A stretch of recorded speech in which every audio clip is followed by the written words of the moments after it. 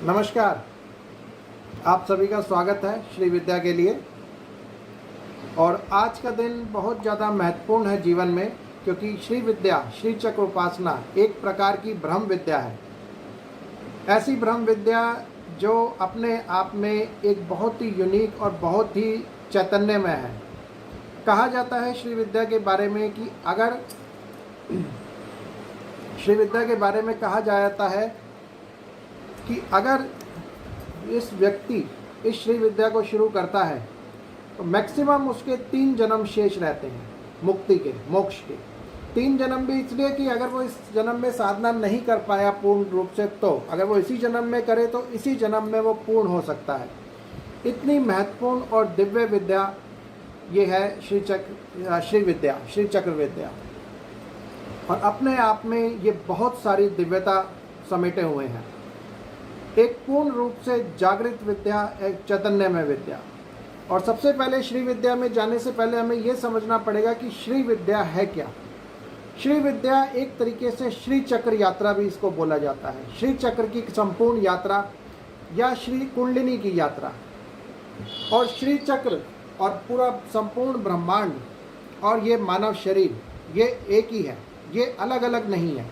इनको अलग अलग समझना बहुत बड़ी भूल होगी कि हम श्री चक्र को अलग समझे, श्री विद्या को अलग समझे और इस ब्रह्मांड को अलग समझे। तीनों आपस में लिंक्ड है। जो श्री यंत्र हमें दिखाई दे रहा है वही हमारा शरीर है और वही संपूर्ण ब्रह्मांड है। ये आपस में तीनों एक साथ लिंक्ड है। और श्री विद्या के बाद जैसा मैंने बताया मात्र 3 जन्म शेष रहते हैं। मोक्ष प्रदायिनी साधना है। बहुत लोग ये कहते हैं कि श्री विद्या धन की भी साधना है। तो जब हम अपने स्वरूप के उस महाशक्ति, महाकामेश्वर, महाकामेश्वरी भगवान शिव और पार्वती के नज़दीक जाते हैं तो संसारिक वस्तुएं तो हमें अपने आप मिल जाती है। तो बहुत सारे लोग श्री विद्या को लक्ष्मी साधना या उससे लिंक करते हैं, जो सही नहीं है।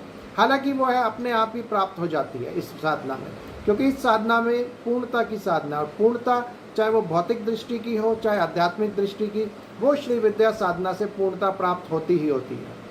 तो ये अपने आप में एक संपूर्ण साधना है, संपूर्ण श्री चक्र साधना है और एक पूर्ण रूप से जागृत में साधना है।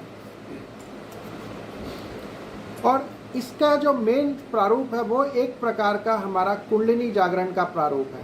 जैसे जैसे हम श्री चक्र के आवरणों में चलते जाते हैं वैसे वैसे हम मोक्ष के द्वार पे जाते रहते हैं। जैसे हमारा मूलाधार चक्र से ऊपर हमारी कुंडलिनी निकलेगी, स्वादिष्ठान जाएगी, फिर मणिपुर जाएगी, फिर अनाहत जाएगी, फिर विशुद्धि जाएगी, फिर आज्ञा चक्र और सहस्त्रार। ऐसी ये संपूर्ण यात्रा श्री चक्र की यात्रा कहलाती है।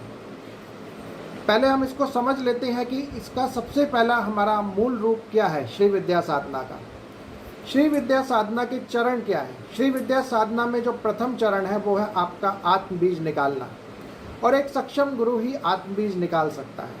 आत्म बीज क्या होता है, जैसे मैं आपको अगर एक एग्जाम्पल दूं, जैसे कोई व्यक्ति है जिसे संगीत का बहुत शौक़ है, वो बच्चा बचपन से ही संगीत के प्रति शौकीन है और 5 साल या 7 साल 10 साल की उम्र में बहुत अच्छा संगीत गा पाता है। लेकिन बहुत से ऐसे लोग भी हैं जो 20 साल 50 साल बाद भी नेचुरली अच्छा संगीत नहीं गा सकते। अगर वो सीखेंगे भी तो बहुत टाइम लग जाता है उनको उस संगीत की विद्या प्राप्त करने का। इसका मतलब क्या है कि संगीत के कुछ बीज पिछले जन्मों के उस व्यक्ति के शरीर में स्थापित हैं, जिससे वो व्यक्ति या वो बच्चा संगीत के प्रति डायरेक्टली एक तरीके से एक्टिवेटेड होके आया है, जागृत होके आया है। ऐसे ही जो हमारी पिछले जन्म की साधनाएं होती हैं उसमें हमने बहुत कुछ साधनाएं करी होती हैं, तभी हमें दिव्य अवसर मिलता है इस जन्म में श्री विद्या प्राप्त करने का। तो कौन से बीज की आपने साधना करी, जैसे क्रीम बीज है, एम बीज है, श्रीम बीज है, हुम बीज है, हसौम बीज है, बहुत सारे बीज हैं। वो बीज निकाल के अगर वही बीज से संपुटित करके आपका आत्म बीज मंत्र बनाया जाए और उसी बीज को संपुटित करके जो श्री महाषोडशी मंत्र आपका बनेगा उसके द्वितीय चरण में हम उस श्री बीज को लगा दिया जाए, तो वो आपका एक तरीके से पिछले जन्मों की साधना को भी साफल्य लाने में पूर्ण रूप से सहायक हो जाता है। इसीलिए श्री चक्र साधना में आत्म बीज की बहुत ज़्यादा उपयोगिता है। बहुत सारे लोग डायरेक्ट मंत्र देते हैं, उसमें समय लगता है, लेकिन आत्म बीज संयुक्त श्री विद्या उपासना करने से रास्ता जो है बहुत सरल और शीघ्र हो जाता है। और वो आत्म बीज सबके अलग अलग रहते हैं और सबके जो श्री विद्या का महाषोडशी मंत्र बनता है वो भी एक ही बनता है, वो अलग अलग नहीं बनता है। और इसमें सबसे बड़ी पहली ज़रूरत आती है गुरु लीनिएज। बहुत सारे लोग पूछते हैं गुरु लीनिएज क्या है, गुरु का मार्गदर्शन क्या है। तो गुरु लीनिएज पे जाने से पहले हमें गुरुत्व को जानना पड़ेगा, गुरु की शक्ति को। गुरु क्या है? बहुत सारे लोगों के अंदर ये एक गलत फहमी है कि गुरु जो सामने बैठा है, जो प्रवचन दे रहा है या कुछ सिखा रहा है, वो गुरु है। वो तो गुरु है ही है, लेकिन उसके पीछे क्या चीज़ है वो हमारे को समझना पड़ेगा। जैसे चंद्रमा हमारे से बहुत दूर है इस पृथ्वी से, और शनि ग्रह तो और भी बहुत ज़्यादा दूर, लेकिन उस शनि की ऊर्जा हमारे को इफेक्ट कर रही है। उस शनि की ऊर्जा हमारे कर्म फल का निर्धारण कर रही है।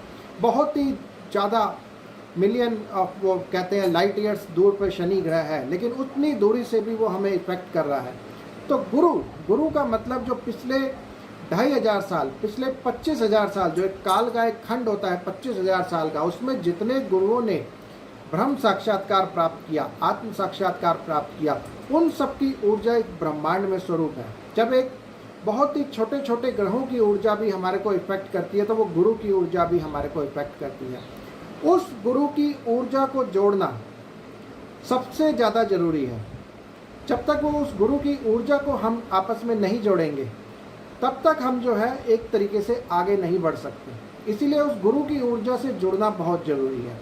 खाली गुरु लीनिएज मंत्र ले लिया, गुरु मंत्र ले लिया, वो काम नहीं करेगा। उस गुरु की ऊर्जा को हमें अपने अंदर आत्मसात करना पड़ेगा। उस गुरु लीनिएज से हमारी चेतना जब जुड़ेगी, तो हम वो जो पिछले 25,000 साल की गुरुत्व की ऊर्जा है, और जो ब्रह्मांड में कण कण में गुरु की ऊर्जा व्याप्त है, उसको अंदर समाने को गुरु तत्व साधना कहते हैं। उसको बिना हम श्री विद्या में पूर्णता हासिल कर ही नहीं सकते हैं। इसीलिए श्री विद्या में लीनिएज का और गुरु मंडल पूजन का बहुत ही ज़्यादा विस्तृत महत्व है, और बहुत ही ज़्यादा उसकी इम्पोर्टेंस है, और वो बहुत ज़्यादा जरूरी भी है। जैसे एक एग्जांपल अगर मैं दूँ द्रोणाचार्य और एकलव्य का। द्रोणाचार्य ने एकलव्य को धनुष विद्या सिखाने के लिए मना कर दिया, लेकिन एकलव्य ने फिर भी उनकी मूर्ति लगा के उस धनुष विद्या को ग्रहण किया, उनका पूरी जानकारी ली, और वो बिना गुरु के, बिना द्रोणाचार्य के पर्सनल टच में, बिना उनके भी अर्जुन से ज़्यादा श्रेष्ठ हो गए। वो कहानी अलग है, बाद में उन्होंने उनका द्रोणाचार्य ने उनका गुरु दक्षिणा में अंगूठा मांग लिया, वो सब चीज़ें हैं ही उस जो हुई। लेकिन कैसे वो बिना सिर्फ एक मूर्ति से एक अर्जुन से भी ज़्यादा आगे निकल गए। वो गुरु ऊर्जा है, वो ब्रह्मत्व की ऊर्जा है, गुरु की ऊर्जा है, जो इस ब्रह्मांड में व्याप्त है। इसीलिए श्री विद्या में गुरु ऊर्जा से जुड़ने का बहुत ज़्यादा महत्व है, और उसको जोड़ने के बिना श्री विद्या में पूर्णता हासिल नहीं हो सकती। इसीलिए इसमें गुरुत्व ऊर्जा और गुरुत्व की भी साधनाएं रहती हैं। खाली गुरु पूजन नहीं, गुरुत्व से जुड़ने की, तत्व जागरण करने की, और हमारी चेतना उस प्राण से मिलने की जरूरी है। क्योंकि हमारा जो शरीर है, ये सिर्फ एक छोटा सा लोटा है जिसके अंदर कुछ पानी है, लेकिन जब हम श्री विद्या करते हैं तो वो समुद्र में आ जाता है। तो समुद्र का जल विशाल है, उस लोटे को तोड़ना है और अपने जल को समुद्र में विसर्जित कर देना है। उस विसर्जन से ऐसा नहीं होगा कि आप खत्म हो जाओगे, आप भी स्वयं विशाल समुद्र हो जाओगे। आप उस चेतना से जुड़ जाओगे जिसमें आपको पूर्णता मिल जाएगी। तो इसीलिए गुरु तत्व का बहुत ज़्यादा विशेष महत्व है श्री विद्या उपासना में, श्री चक्र उपासना में। अब हम इसमें आत्म बीज की हम बात कर रहे थे। आत्म बीज के बाद गुरु तत्व साधना रहती है, उसके बाद हम बाला मंत्र में जाते हैं, जो षोडशी त्रिपुर सुंदरी देवी का बाल रूप है। 5 वर्षीय कन्या का रूप, बाल रूप, बाला त्रिपुर सुंदरी, उनकी हमारी साधना रहती है, और उसमें हमारा जो कुंडलिनी तत्व है वो हमारा जागृत होता है। बाला त्रिपुर सुंदरी के बाद हम पंचदशी में जाते हैं, जो 15 साल की कन्या का स्वरूप है षोडशी देवी का, और वहाँ पे हमारी ऊर्जा हृदय चक्र को पार करते हुए ऊपर अग्रसर करने लगती है, एक दिव्यता आने लगती है। उसके बाद पूर्ण षोडशी विद्या 16 साल के जो एज की जो हम पूजन करते हैं वो षोडशी मंत्र हमारा कहलाता है। और उसके बाद फिर अगला चरण आता है महाषोडशी। तो षोडशी और महाषोडशी में भी बहुत ज़्यादा कन्फ्यूजन है लोगों को कि षोडशी क्या है और महाषोडशी क्या है। तो षोडशी जो स्थिति है वो स्थिति है, षोडशी मंत्र और महाषोडशी मंत्र अलग नहीं है, डिफरेंट नहीं है, वो एक ही है। लेकिन षोडशी में कुंडलिनी की स्थिति मूलाधार चक्र में है और महाषोडशी में कुंडलिनी की स्थिति सहस्त्रार में है। तो अब क्वेश्चन होता है कि किस तरीके से हम जो है उस तत्व को हम जानेंगे, षोडशी को महाषोडशी में कैसे ले जाएंगे। उसके लिए ब्रह्मत्व को जानना जरूरी होता है, ब्रह्मत्व को जानना जरूरी होता है, ताकि उस मंत्र में जब हम उस महाषोडशी मंत्र में उस ब्रह्मत्व का ज्ञान हम मिक्स करेंगे तो हम आगे जाएंगे। अब वो ज्ञान क्या होता है, जैसे मैंने आपको बताया मेडिटेशन, बहुत दुनिया मेडिटेशन कर रही है, लाखों लाखों लोग मेडिटेशन कर रहे हैं। अब वो जनरली क्या कर रहे हैं, किधर उन्हें जाना है नहीं मालूम, मैक्सिमम लोगों को नहीं मालूम। वो आँख बंद करके कुछ कलर ढूंढ रहे हैं, कुछ आनंद ले रहे हैं, वो ले रहे हैं, लेकिन क्या उससे पूर्णता प्राप्त हो रही है? जो ध्यान की पूर्णता वाली स्थिति है, साक्षात्कार की स्थिति है, क्या वो सिर्फ आंखें बंद करके कुछ देखने से स्थिति होगी? जब तक हमें लक्ष्य नहीं मालूम होगा वो पूर्णता कैसे हासिल होगी। और उस लक्ष्य को, वही जो ब्रह्मत्व की यात्रा है, वही हमारे को जाननी है और वही हमारे को जो है पूर्णता के रास्ते में लेके आएगी। जब षोडशी के बहुत सारे रूप करते हुए हम महाषोडशी में जाते हैं, उस महाषोडशी में जाके उस संपूर्ण श्री चक्र को हम अपने अंदर स्थापित कर लेते हैं। जब श्री चक्र के साथ हमारा सामंजस्य जुड़ जाता है, उस समय जो है हमारा महाषोडशी घटित होती है और वो ब्रह्मत्व वहाँ पे स्थापित होता है। उसकी अलग से क्लासेस ली जाती हैं जब संपूर्ण षोडशी कवर्ड हो जाता है और बाकी की चीज़ें भी कवर्ड हो जाती हैं, जैसे बाला त्रिपुर सुंदरी, पंचदशी, षोडशी के बाद खड़गमाला, नवावरण पूजन, श्री चक्र न्यास और कुछ साधनाएं भी हैं इसमें, भैरव साधना, गणपति साधना। वो संपूर्ण करने के बाद फिर लास्ट चरण में महाषोडशी को घटित करने के लिए ब्रह्मत्व ज्ञान देना पड़ता है। उस समय वो जो ज्ञान मिलेगा, उसी ज्ञान को हम आगे अपने अंदर स्थापित करके हम ऊपर की यात्रा कर सकेंगे, आगे की यात्रा कर सकेंगे और एक तरीके से अपने आप को पूर्ण चैतन्य में स्थापित कर सकेंगे। अब वो ब्रह्मत्व ज्ञान क्या है? मंत्र तो हमें मिल गया, मंत्र साधना तो बहुत लोग कर रहे हैं और बहुत लोग करते जाएंगे, पूरी उम्र भी निकल जाएगी मंत्र साधना में, लेकिन उस मंत्र को फलीभूत कैसे करना है, उसके लिए ब्रह्मत्व का ज्ञान बहुत ज़्यादा जरूरी है। अब ब्रह्मत्व का ज्ञान क्या है वो भी मैं आपको बताता हूँ। जैसे कुंडलिनी यात्रा है, बहुत लोग कुंडलिनी को जागृत कर लेते हैं और सहस्त्रार पे उनकी कुंडलिनी पहुँच भी जाती है। तो हम मंत्र भी जब जपते हैं तो मंत्र से वो ऊर्जा जाती है मूलाधार से सहस्त्रार की ओर जाती है और वहाँ पे टक्कर मारती है। बहुत लोग कहते हैं भाई हमारी कुंडलिनी सहस्त्रार पे पहुँच गई, अब हमारे को साक्षात्कार हो गया, लेकिन क्या वाकई किसी को साक्षात्कार हो रहा है? वो नहीं हो रहा है। क्यों नहीं हो रहा है? क्योंकि आपने कुंडलिनी को, शक्ति को तो जागृत करके ऊपर पहुँचा दिया, लेकिन ऊपर जो शिव बैठे हैं वो तो समाधिस्थ बैठे हैं, उसको चैतन्य किए बिना कैसे वो जागृत होगी? उसके लिए जो हमारी मूल कुंडली है, कुल कुंडली जिसे बोलते हैं, जो मूलाधार से उठती है, उसको चेतना लेनी पड़ती है अनाहत चक्र से, प्राण चेतना जिसे बोलते हैं। प्राण कुंडली की ऊर्जा उस कुंडली में समाहित होती है, वहाँ से फिर वो आज्ञा चक्र में जाके तत्व का साधना लेती है। और उसके बाद जो विरजा नाड़ी है, जो हमारे इस कपाल में विरजा नाड़ी है, उस विरजा नाड़ी की शक्ति से संयुक्त होके वो विरजा की नाड़ी से उस ऊर्जा में अग्नि तत्व स्थापित होता है। उस अग्नि से शिव तत्व जागृत होते हैं और शिव का तीसरा नेत्र जागृत होता है, जो काम को भस्म कर देता है। काम मतलब जो हमारे विचार हैं, जो हमारे बॉन्डेजेस हैं, जो हमारे चारों ओर जो आवरण लग गए हैं, चारों ओर हमारे बंधन लग गए हैं, उसको वो भस्म करते हैं शिव जी, और वहाँ वो जागृत हो जाते हैं। लेकिन वहाँ भी पूर्णता घटित नहीं हुई है, क्योंकि शिव जागृत हो गए, शक्ति जागृत है, उसके बाद शिव और शक्ति को जागृत करने पड़ता है, जो एक गुरु गम्य क्रिया है, एक पूर्णता की क्रिया है, प्रेम में डूबने की क्रिया है, एक तरीके से संपूर्णता प्राप्त करने की क्रिया है। उस तत्व को जानने के बाद वहाँ पे जो है मोक्ष प्राप्त होता है, मुक्ति प्राप्त होती है। जैसे एक एग्जाम्पल मैं और देता हूँ आप लोगों को, बहुत ही सुंदर किसी ने चित्रण किया है। व्यक्ति जो है मंत्र के थ्रू ध्यान में गया, या किसी खाली ध्यान के थ्रू, अंतर ध्यान, अद्वैत ध्यान के साथ अंदर में गया, और वो आज्ञा चक्र से प्रवेश करता है सहस्त्रार की ओर। जो भंवर गुफा है, आज्ञा चक्र से सहस्त्रार का रास्ता भंवर गुफा का आता है। उस भंवर गुफा में वो प्रवेश करता है और वहाँ पे सैकड़ों शक्तियाँ, सिद्धियाँ वरमाला लिए बैठी हैं कि आप हमें ग्रहण करो, ये शक्ति लो। लेकिन अध्यात्म को पूर्णता देने के लिए, मुक्ति की चाह रखने वाला सिद्धियों में ना फंस के पूर्णता के रास्ते में अंत तक सहस्त्रार में जाता है, और सहस्त्रार में जो दिव्य कुंड है अमृत का, वहाँ स्नान करके अपने आप को पूर्ण रूप से जागृत कर लेता है, चैतन्य में क्रिया कर लेता है। उसके बाद वहाँ उस चैतन्य क्रिया को करने से वो आगे बढ़ता है और आगे बढ़ने के बाद उसे गुरु तत्व का पूजन करता है और गुरु वहाँ पे उसको साक्षात दिखाई देते हैं। वो लीनियज के समस्त गुरुओं को आशीर्वाद मिलता है और वो उसे डायरेक्ट करते हैं, जाओ अब जाके उस ईश्वर का साक्षात्कार कर लो, उस पूर्णता उस ब्रह्मत्व को प्राप्त कर लो जिसके लिए जन्म हुआ है या जिसको तुम भूल आए थे। अब वो व्यक्ति जाता है आगे और उसको वहाँ पे विराट ईश्वर दिखाई देता है, जो गीता में भगवान कृष्ण ने बोला, जो सब कुछ बोला, एक परम पूजनीय ईश्वर पूर्ण चैतन्य में, जिसकी आभा सैकड़ों सूर्यों की आभा से तेज वर्णित वो दिव्य व्यक्तित्व वहाँ पे दिखाई देता है और वहाँ पे उसको ईश्वर का साक्षात्कार होता है। लेकिन इस कहानी ये अभी अपूर्ण है, क्योंकि इतना तो वर्णन बहुत सारे ग्रंथों में हो गया, लेकिन सच्चाई में क्या उस व्यक्ति को वहाँ दिखता है उस निर्विकल्प में।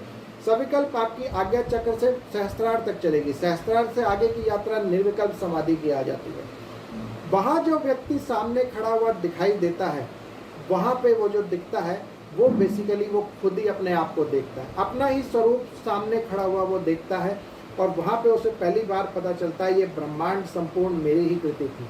अहम ब्रह्मास्मि या सो अहम मैं वही हूँ का जो भाव है, उद्भव है, वो हमारे को उसी जगह पे उस स्थिति में पहुँच के ही मिलता है। और यही स्थिति महाषोडशी की, श्री चक्र यात्रा की, कुंडलिनी यात्रा की, श्री विद्या साधना की पूर्णता है, जब हमें अपने आत्म का दर्शन हो जाए, हमें अपने स्वरूप का दर्शन हो जाए। यही पूर्ण स्थिति है, यही पूर्ण मोक्ष है, यही पूर्णता है अपने आप में। तो इसीलिए श्री विद्या साधना बहुत ही ज़्यादा महत्वपूर्ण साधना है और पूर्णता वाली साधना है, जिससे हम अपने आप में पूर्णता हासिल कर सकें, अपने आप को पूर्ण रूप से जान पाएँ कि हम वाकई में क्या है। क्योंकि बहुत सारे लोगों को माइंड में कंफ्यूजन है कि ब्रह्मांड की उत्पत्ति, ये सब उत्पत्ति क्या हुआ। ये श्री चक्र शक्ति जो है, जो हमारे मंत्र हैं, जो हम पंचदशी का मंत्र करेंगे, षोडशी का मंत्र करेंगे, वो इस प्रकार से कार्य करते हैं कि एक एक चक्र हमारा स्पंदित होके हमारे को जागृत करता है, एक एक चक्र हमारा जागृत होता जाता है। जैसे मैं आपको एक एग्जाम्पल दूँ, ये श्री चक्र है, तो ये श्री चक्र हमारा शरीर और संपूर्ण ब्रह्मांड एक ही है, इनमें कुछ अलग अलग नहीं है, ये संपूर्ण तीनों एक ही हैं। इसमें जो प्रथम 3 लाइनें दिखाई देती हैं, ऊपर की 3 रेखाएं, ये प्रथम आवरण है और इसको कहते हैं हम त्रिलोक्य मोहन चक्र। इसका हम पूजन करते हैं। हर लाइन में जो है शक्तियाँ विराजमान हैं, इनके भैरव और योगिनियाँ भी विराजमान हैं। फिर उसके बाद ये षोडश कमल दल, 16 कमल दल आते हैं जो दूसरा आवरण है। फिर अष्ट कमल दल तीसरा आवरण। फिर ये त्रिकोण आते हैं, हर कमल दल पे एक शक्ति विराजमान है।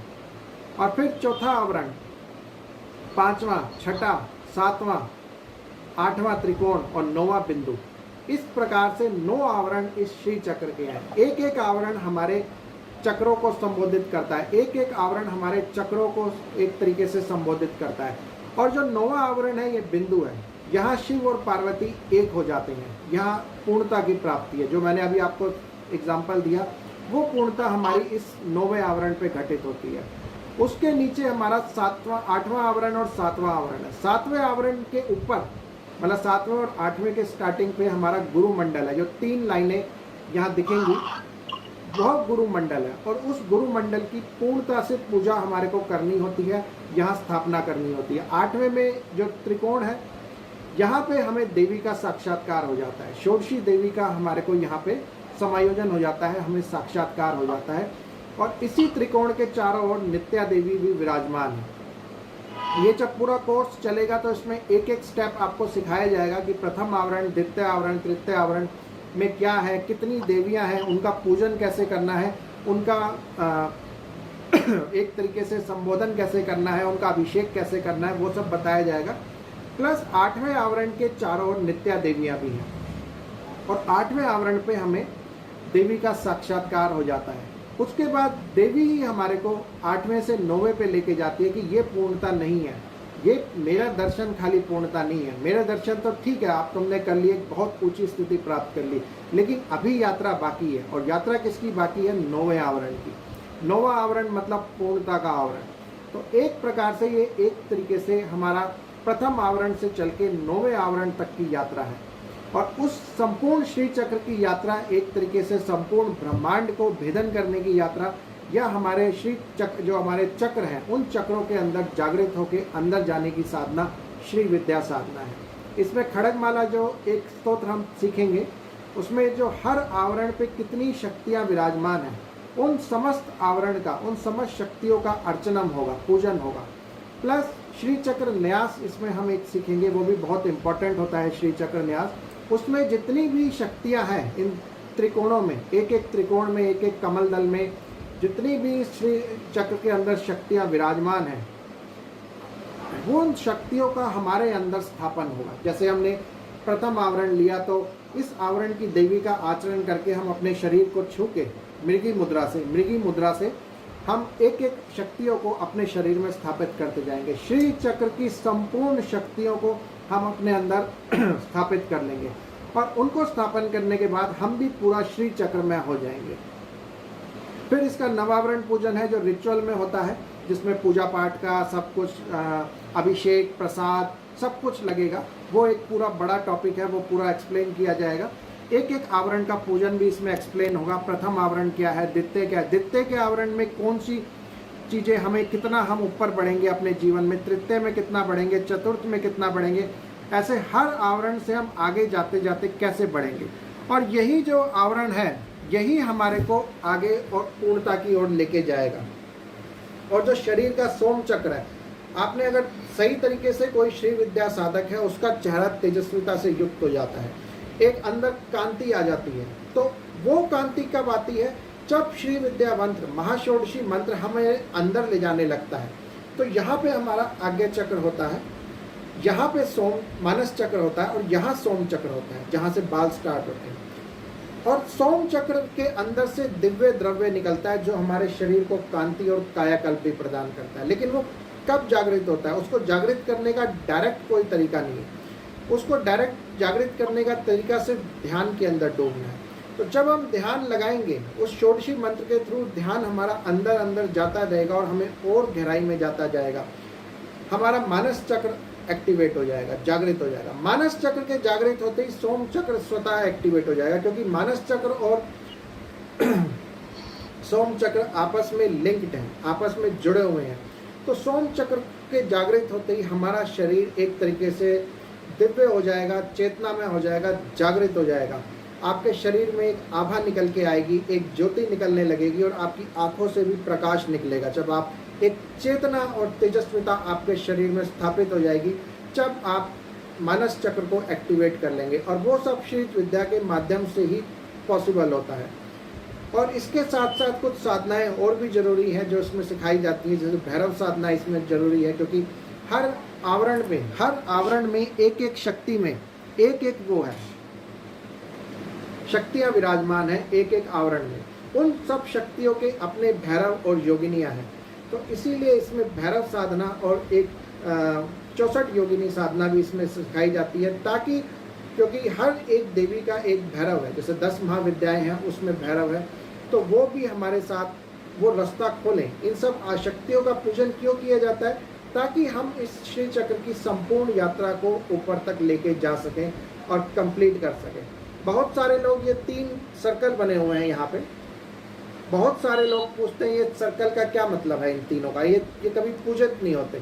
तो ये जो श्री चक्र है, ये संपूर्ण ब्रह्मांड है। ये बेसिकली लोक हैं, जैसे हमारा पृथ्वी है, पृथ्वी के नीचे तल, रसातल, महातल, सुतल, ये सब लोक है। तो ये लोग दिखाते हैं और बाकी के ऊंचे लोक अलग हैं। यही आवरण हमारे चक्रों को भी रिप्रेजेंट करते हैं। तो श्री विद्या की साधना या श्री चक्र की साधना या इस ब्रह्मांड की साधना एक ही है, इसको अलग अलग हम नहीं ले सकते। ये संपूर्ण रूप से एक की ही साधना है और पूर्णता प्राप्त करने की साधना है।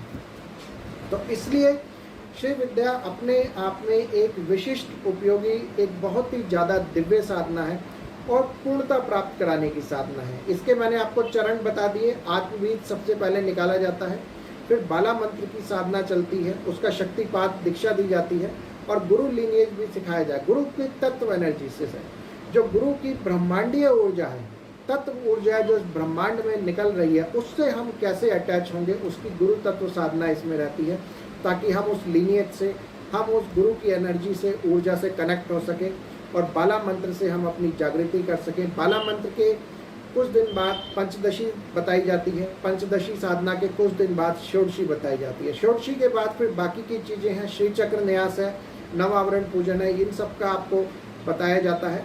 और उसके बाद जो है फिर लास्ट वाली जो हमारी स्टेज है वो आती है महाषोडशी, वो हमारे को इसमें जो है इसके अंदर हम बताते हैं। और बाकी इसमें और भी बहुत सारी छोटी छोटी साधनाएं हैं, जैसे गुरुमंडल साधना है और बहुत और साधनाएं भी हैं इसके अंदर, जो काफ़ी सारी चीज़ें हैं, वो सब इसमें अलग से आपको एक्सप्लेन की जाती है। और ये साधनाएं जो हैं, क्योंकि मेरा ये मकसद रहता है अगर किसी व्यक्ति को कुछ सिखाया जाए तो पूर्णता के साथ सिखाया जाए।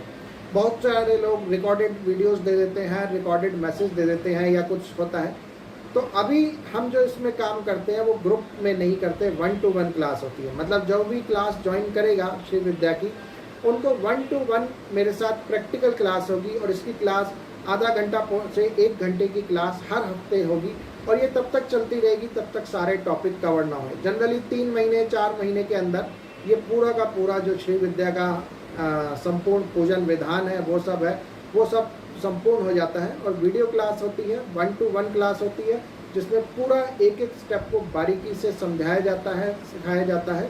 और न्यास कैसे करने हैं, जो हमारे को शरीर में स्थापन करना है, किस तरह कर न्यास करेंगे, किस तरह हृदय आदि न्यास करेंगे, वो सब प्रैक्टिकली आपको जो है 1-to-1 बेसिस में इस श्री विद्या के अंदर हम आपको सिखाते हैं।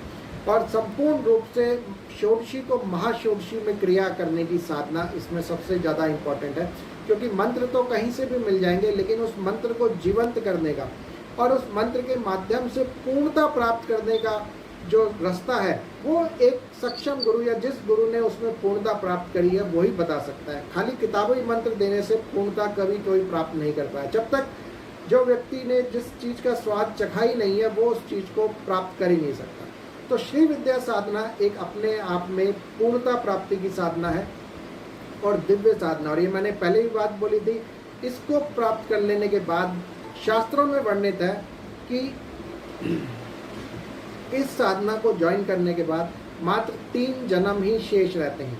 इस साधना के बाद मात्र 3 जन्म शेष रहते हैं। और मैं इसमें ये बात जोड़ता हूँ, 3 जन्म भी इसलिए है कि अगर आप इसको बीच में छोड़ देते हैं या क्या कर देते हैं, नहीं तो इसी जन्म में ही इस साधना से मुक्ति संभव है। और मुक्ति की जो सीढ़ियाँ हैं वो मैंने बताई कि किस किस तरीके से पूर्णता मिलनी है। खाली मंत्र जपने से नहीं, उस मंत्र के साथ ब्रह्मत्व का अंश जागृत करने से ही हमारे को मोक्ष प्राप्त होगा, हमारे को तभी पूर्णता प्राप्त होगी। और पूर्णता की भी मैंने आपको बातें बताई हैं कि किस तरीके से हम पूर्णता हासिल कर सकते हैं और किस तरीके से हम अपने जीवन में इससे चेतना हासिल कर सकते हैं। तो अगर किसी के कोई प्रश्न है तो पूछ सकता है।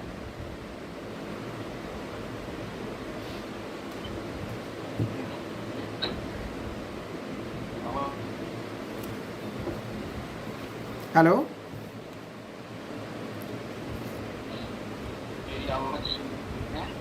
हाँ जी, हाँ जी, सुन रहा हूँ। आपका जो व्याख्यान है जो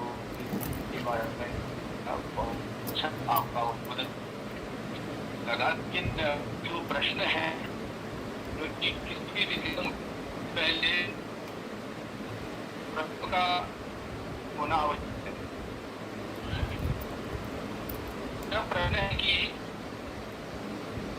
इस समय पावन है।